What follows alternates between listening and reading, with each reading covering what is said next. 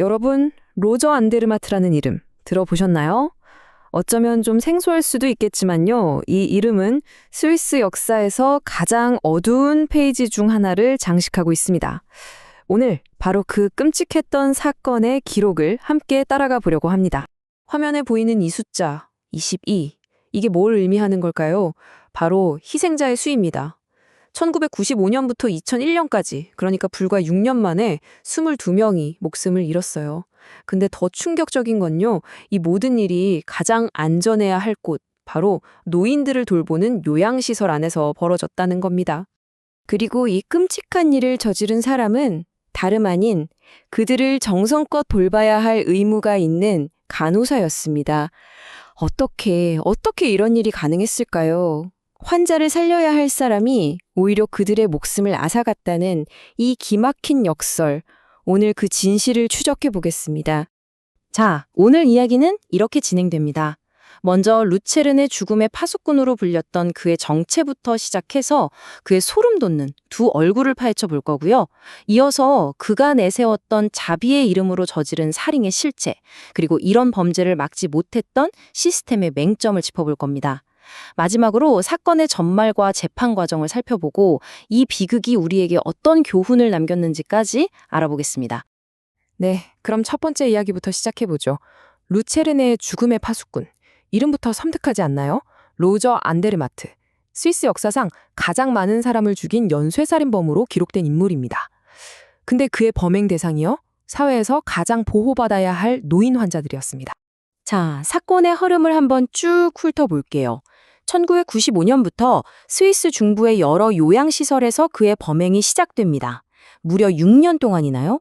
그러다 2001년 루체른의 아이히오프라는 요양원에서 이상하게 사망자가 급증하자 드디어 내부 조사가 시작돼요. 그리고 그해 6월 안데르마트는 현장에서 체포됩니다. 이후 재판을 거쳐 2006년에 종신형이 최종 확정되죠. 아니 근데 어떻게 6년 동안이나 아무도 몰랐을까요? 그 비밀은 바로 그의 소름 돋는 이중 생활에 있었습니다. 정말 영화에서나 나올 법한 이야기예요. 한번 보세요. 낮에는 더없이 헌신적인 간호사였어요. 동료들은 그를 성실하고 똑똑하다고 평했죠. 환자들에게는 세상 따뜻한 사람처럼 보였고요. 그런데 밤이 되면요?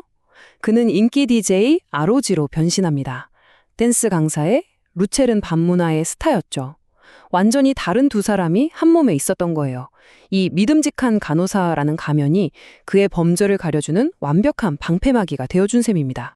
그는 자신의 범행을 자비라고 포장했습니다. 하지만 그 방법은 너무나 차갑고 계산적이었습니다. 과연 이게 자비라고 할 수 있을까요? 한번 보시죠. 그가 노린 피해자들은요, 66세에서 95세 사이의 고령 환자들이었습니다. 대부분 치매나 알츠하이머를 앓고 계셨고 당연히 스스로를 방어할 힘이 전혀 없었죠. 이건 그냥 범죄가 아니에요. 돌봄과 신뢰라는 관계 자체를 송두리째 파괴해버린 정말 잔인한 배신 행위입니다. 그의 범행 수법은 정말 치밀했습니다.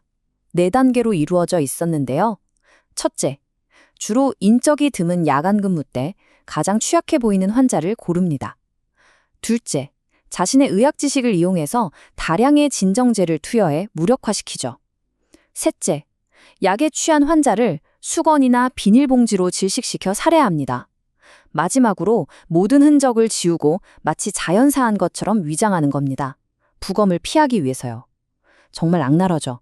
이게 안데르마트가 법정에서 직접 한 말입니다. 환자들의 고통을 끝내주고 싶었다. 그런데 뒷말이 더 무섭습니다. 그 사람이 죽고 나면 왠지 해방감을 느꼈다. 여러분, 이게 말이 되나요? 이건 연민이 아니죠.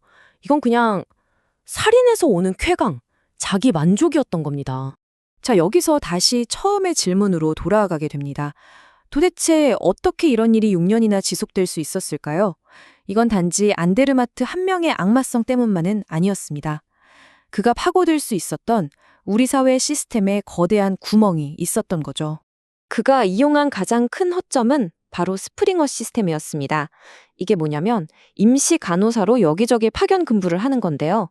그러니까 한 곳에 오래 머물지 않으니 사망률이 좀 높아져도 패턴을 알아차리기가 거의 불가능했던 거죠.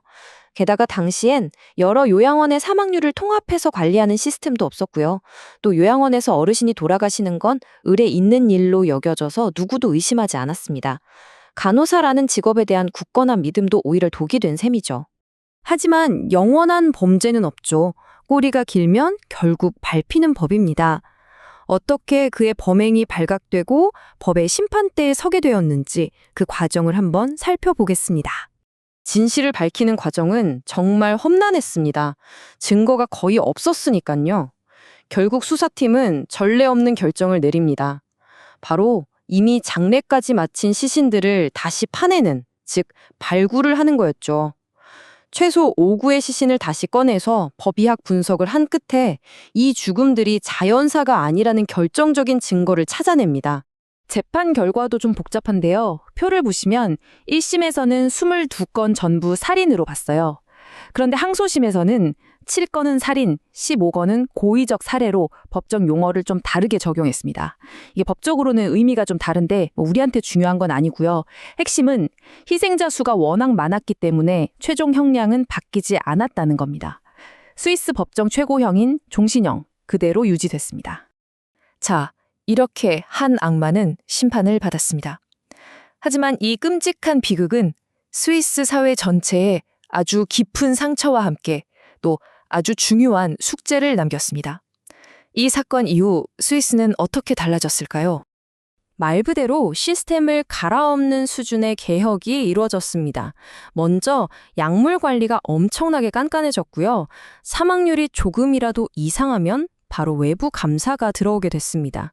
그리고 문제가 됐던 스프링어 간호사들, 이들에 대한 신원 조회나 정보 공유도 훨씬 철저해졌죠.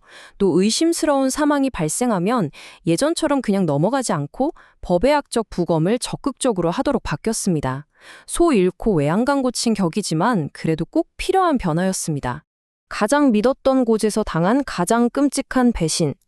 이 사건은 우리에게 묻고 있습니다. 우리는 사회의 가장 약한 사람들을 지키기 위해 무엇을 해야 하는가? 신뢰라는 이름 아래 우리가 놓치고 있는 위험은 없는가? 이 질문에 대한 답을 고민하는 것, 그것이 이 비극적인 사건을 기억하는 우리의 의무일지도 모릅니다.